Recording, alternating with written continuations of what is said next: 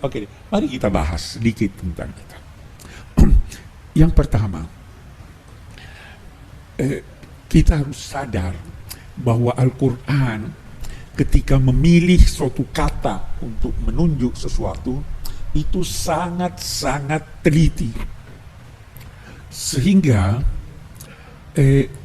kata yang berulang itu, kata yang sama yang berulang itu hampir dapat dikatakan itulah maknanya sepanjang kata itu tertulis di dalam Al-Quran. Itu sebabnya, saya menyimpang nih.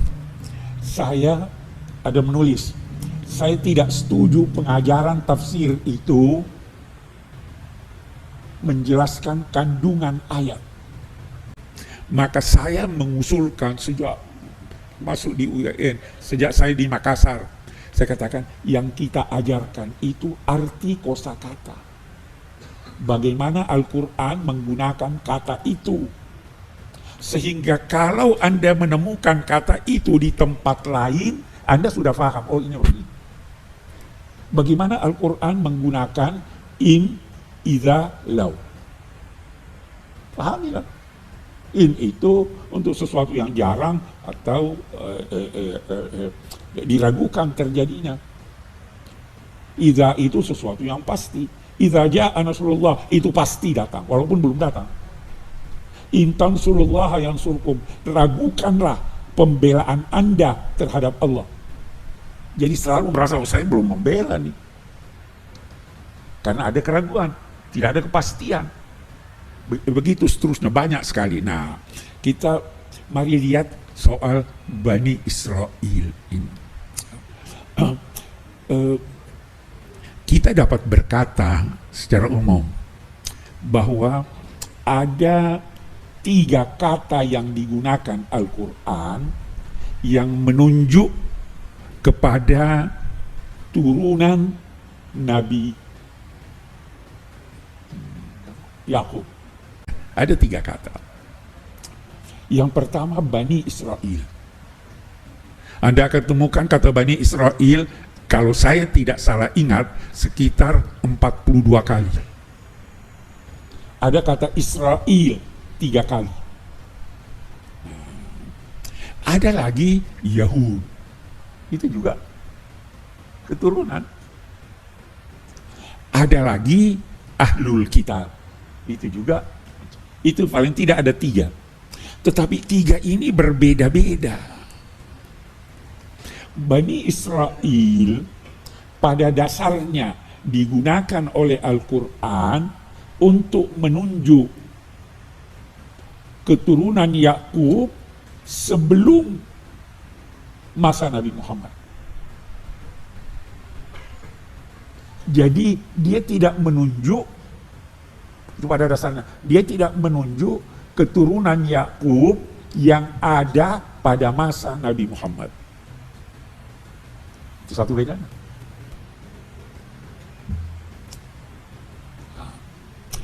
Kalau Yahud, kita lihat, ada kan Yahud ya.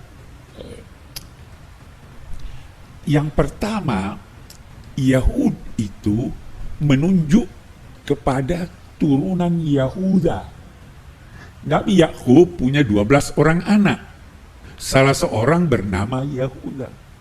Anaknya ini saling bertengkar dan sebagainya. Itu kita baca juga itu kan cerita Nabi Yusuf kan itu. Bertengkar ini segala. Nah, keturunan dari Yahuda itulah yang dibicarakan oleh Al-Quran dan yang disebut Yahud. Yahud ini kalau digunakan oleh Al-Quran, maka itu menunjuk bukan lagi kepada mereka yang hidup sebelum masa Nabi Muhammad, yang ada Bani Israelnya itu tidak menunjuk itu, tapi menunjuk pada umumnya terhadap mereka yang hidup pada masa Nabi Muhammad. Kita baca misalnya apa itu, inna asyaddan nasi adawatan lilladina amanu al-Yahud. Ditekan Bani Israel. Kalau Bani Israel yang berbicara tentang keturunan Yakub itu ada yang baik, ada yang buruk. Tapi kalau dia gunakan kata Yahud, pasti celaan. Qalatil Yahud yadullahi maghlullah. Ya kan? Jadi Al-Quran menggunakan kata Yahud untuk kaum keturunan Yahuda, tidak lagi menunjuk kepada Yakub, yang bersifat buruk. Ada lagi Ahlul Kitab. Ahlul Kitab itu penganut kitab suci, di situ termasuk Nasara dan termasuk yang kita katakan orang-orang Yahudi. Mereka itu oleh Al-Quran dikatakan laisu sawa, tidak sama mereka itu. Ada yang baik, ya kan? Jadi kalau kita berkata Yahud dalam konteks uraian Al-Quran tentang Ahlul Kitab, ada enggak yang baik? Kalau dia gunakan kata Ahlul Kitab, maka itu ada yang baik. Tapi kalau dia gunakan kata Yahud, itu pasti buruk. Jelas kan? Jadi memang kenyataannya ada orang Yahudi. Terus kita sekarang Yahudi, siapa yang kita maksud dengan Yahudi? Penganut agama Yahudi. Walaupun dia bukan keturunan Yahuda, yang penganut agama Yahudi. Itu dikatakan demikian karena ada orang-orang yang menganut agama Yahudi yang sebenarnya bukan dari Bani Israel. Walaupun sedikit sekali, karena agama Yahudi itu bukan agama dakwah. Mereka mau kita sendiri aja. Nahnu ahibba'ullah, kami orang yang dicintai Allah. Lantamasana naru illa ayyaman ma'dudah. Ya kan orang Yahudi begitu. Merasa diri angkuh. Sifat orang Yahudi ini yang pertama egoistis. Saya jadi celah. Mau lihat contohnya? Kita ambil contoh. Nabi itu cerminan umatnya, ya kan? Waktu Nabi Muhammad hijrah, sudah terkejar di gua Thor. Sayyidina Abu Bakar gentar. Nabi berkata apa? La tahzan innallaha ma'ana. Ada kebersamaan lain. Ma'ana. Waktu Nabi Musa hampir terkejar, apa katanya? Kalla inna ma'iya rabbi. Keakuan.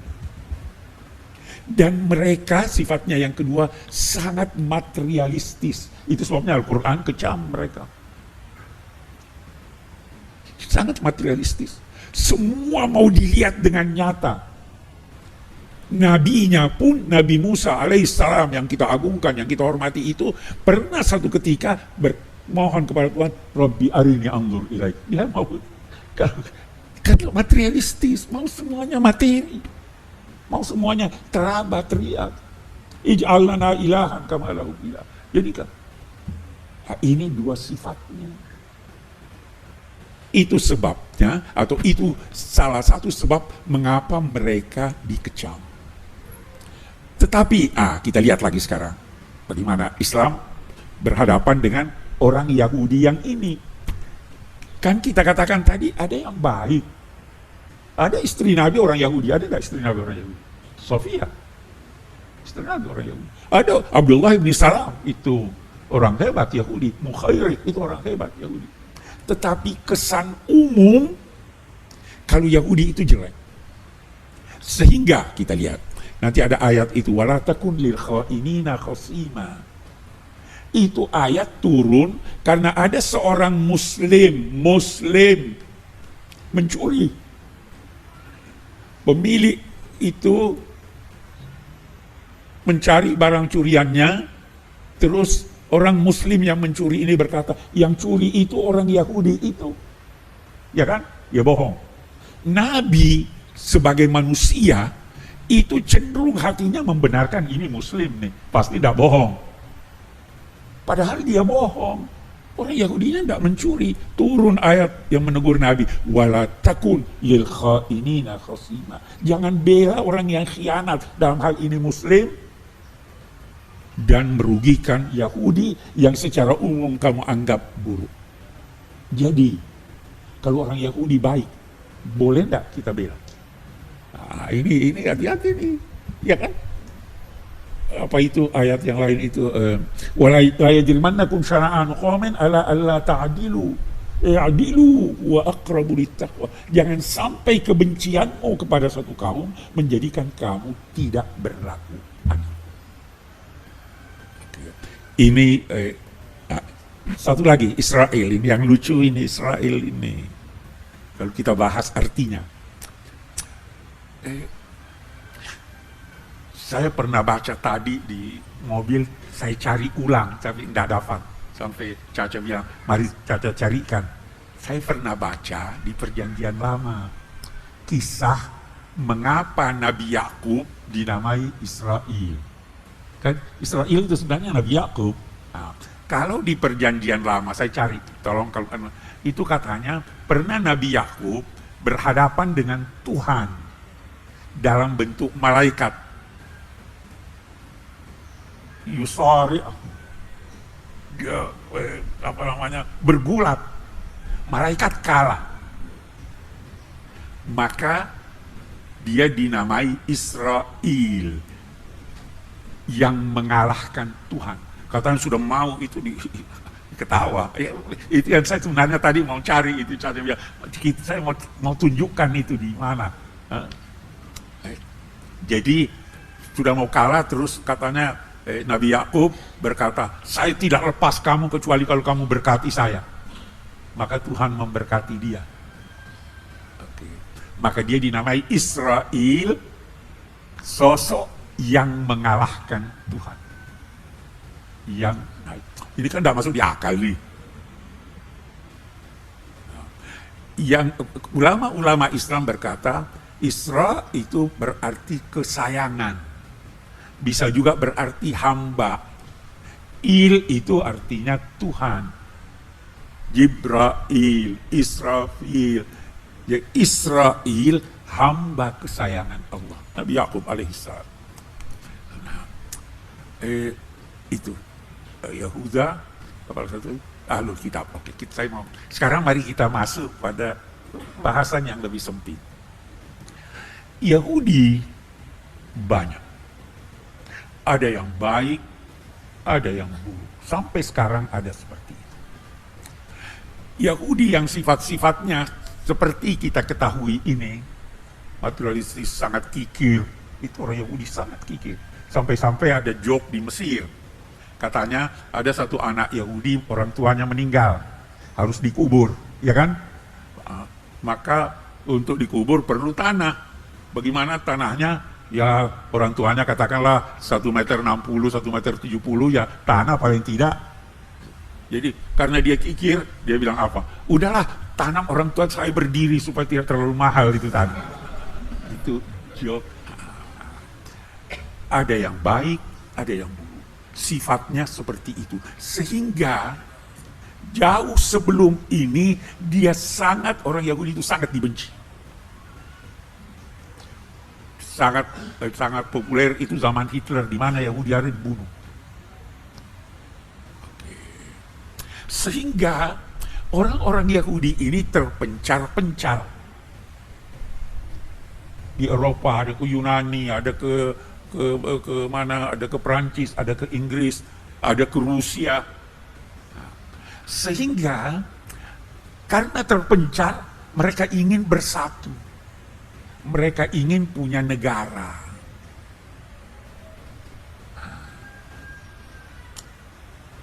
Pada Perang Dunia Pertama, itu terjadi peperangan dari Inggris, pimpinannya ada Amerika, ada ini, melawan Kesultanan Ottomania. Ketika itu, Menteri Luar Negeri Inggris berjanji bahwa kita akan memberikan orang-orang Yahudi suatu negara supaya mereka membina negara ini dan orang-orang Yahudi yang ada terpencar di mana-mana itu menyatu di sana. Diusulkan 3 tempat. Ada yang berkata 4 tempat. Yang pertama Argentina. Yang kedua Uganda. Yang ketiga Palestina. Ada yang berkata juga Afrika Selatan. Orang-orang Yahudi pilih Palestina. Nah, dia cari dalih keagamaan. Ditemukanlah lagi dalam perjanjian lama bahwa Tuhan menjanjikan untuk orang Yahudi itu negeri leluhur mereka, Palestina, di mana di sana dulu pernah berkuasa Nabi Sulaiman dan Nabi Daud.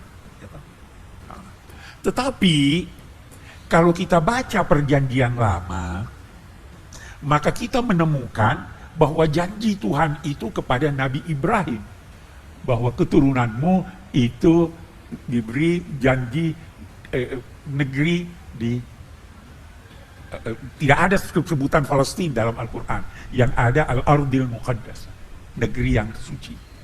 Kalau memang kita berkata itu janji kepada Nabi Ibrahim dan anak cucunya, otomatis orang Arab juga dong punya hak di sana.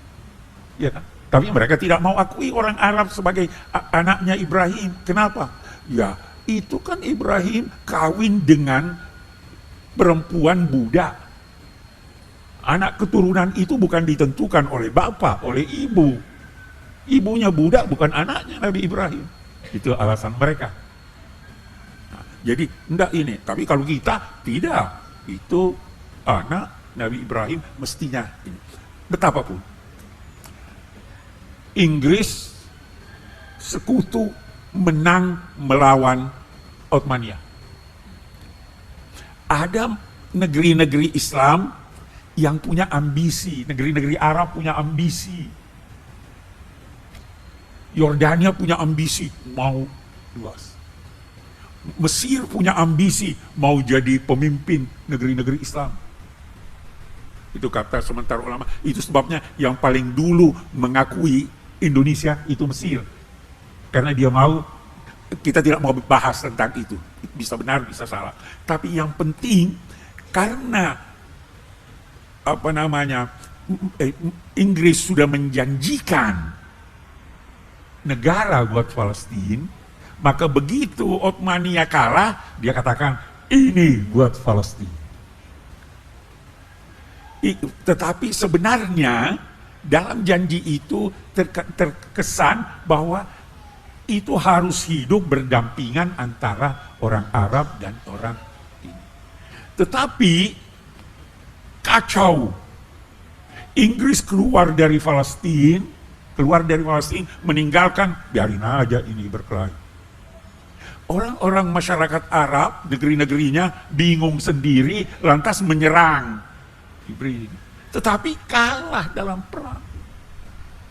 Apa yang terjadi? Diusirlah orang-orang Arab. Itu terjadi pada tahun 48. Orang-orang Palestina diusir. Padahal ketika itu mayoritas penduduk Israel, belum ada Israel. Mayoritas penduduk Palestina itu orang Arab. Orang Yahudi mungkin baru 5% dari penduduknya. Nah, begitu berdiri, negara-negara Arab berkata, kita harus serang Israel. Israel mengajak warganya, Yahudi, mari ke terbuka lebar. Sekarang penduduk Israel itu sekitar 10 juta. Cuma 10 juta. Tetapi kuat. Kita baca di Al-Quran, Duribat alaihimuz zillah aina ma suqifu illa bihablim minallah wa hablim minan nas. Ini ada orang yang salah tafsir ini. Dia bilang itu ada hablum minallah itu hubungan dengan Tuhan, hablum minan nas itu hubungan dengan manusia. Itulah syariat Islam. Syariat Islam banyak talinya.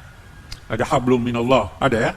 Ada hablum ma'al insan, ada hablum ma'al ard, ada hablum ma'al akhirin. Banyak kita punya hubungan banyak. Jangan pakai ayat itu untuk menggambarkan hubungan Islam. Itu mereduksi ajaran Islam.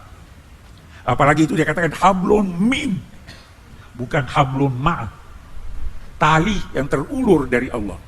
Dan tali yang terulur dari manusia, apa itu? Bantuan manusia kepada mereka. Nah, siapa bantuan manusia kepada mereka itu? Ya, negeri-negeri Amerika sekarang, Inggris lah. Kalau dulu tahun 73 terjadi perang Oktober, perang Ramadan di Mesir. Itu hancur pertahanan Israel. Terus apa? Pimpinan angkatan darat Mesir dibilang, ini kesempatan kita serbu, kita kuasai Yerusalem. Anwar Sadat tidak mau. Jangan. Kenapa tidak mau? Saya tidak sanggup menghadapi Amerika. Ya toh? Jadi di belakang dia itu ada yang menjadikan dia kuat. Bukan Israelnya, bukan Yahudinya yang 10 juta itu. Sekarang aja semua ragu-ragu kan? Oke, itu kira-kira kalau kita bicara soal Israel, Yahudi. Saya ingin mengambil kesimpulan bahwa tidak semua orang Yahudi jahat. Orang Yahudi sekarang bisa dibagi garis besarnya dua. Ada yang baik, ada yang buruk. Yang buruk itu namanya Zionis. Itu yang berkuasa sekarang di Israel. Ada orang-orang Yahudi yang mengecam itu. Di Amerika ada protes-protes dari orang-orang Yahudi yang tidak setuju. Ini bertentangan dengan kemanusiaan. Ini masa anak kecil dibunuh, masa rumah sakit di ini. Jadi dorongan kemanusiaan itu ada yang begitu. Yang jahat itu Zionis. Yang berkuasa sekarang di Israel itu Zionis. Ini Suhyuniyin. Kita berhadapan dengan mereka.